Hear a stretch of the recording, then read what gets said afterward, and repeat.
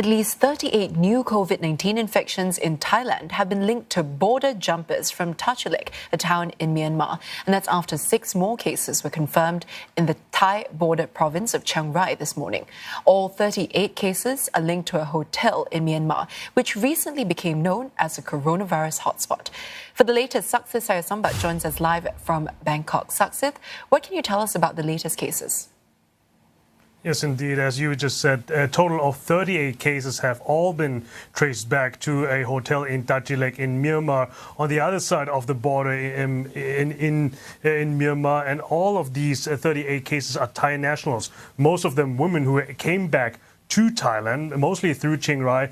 Many of them illegally through those natural borders, but a majority of them so far have also been detected in local quarantine. But nevertheless, some of these women have also gone through many parts of the country, including 3 of them being detected here in the capital of Bangkok. But still, nevertheless, so far only 2 of those people have been locally infected from those people as well. Nevertheless, the hotel in Tachilek province on the other side of the Thai-Burmese border, the 1G1 hotel, it is a hotel that is not only a hotel but also serves as a so-called entertainment venue, which is a euphemism for karaoke bar, night pubs and also brothels as well. So there seems to be that this hotel on the other side in Myanmar is the hotspot, is a spreader, but never there has been no outbreak, so to speak, here on the Thai side yet. Well, what has been the government's response to this? Are they looking to tighten restrictions? There have been no word about any lockdown tightenings or any such measures yet. I know not on national level, not on regional level as well.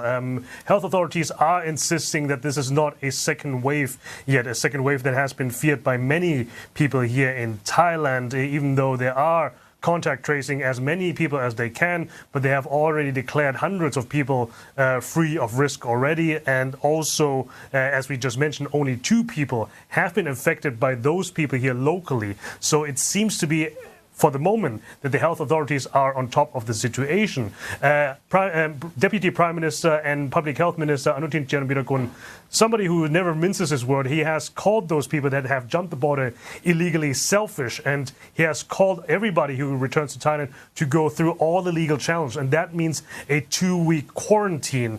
And nevertheless, it does show, though, it does create some anxiety among Thais here as well. You have to keep in mind that Thailand has been relatively successful in containing the spread of the coronavirus pandemic here, with most of the cases that we report on a daily basis only from imported cases that are arriving here in Thailand that are all in quarantine, with some exceptions here and there, including those 38 cases. But there are already some consequences of that. We hear many reports about people that are planning their end-of-year holidays in the north of Thailand. They have already cancelled their trips and travels there, further damaging, further exacerbating the local economy that is also suffering from the complete collapse of the international tourism industry there.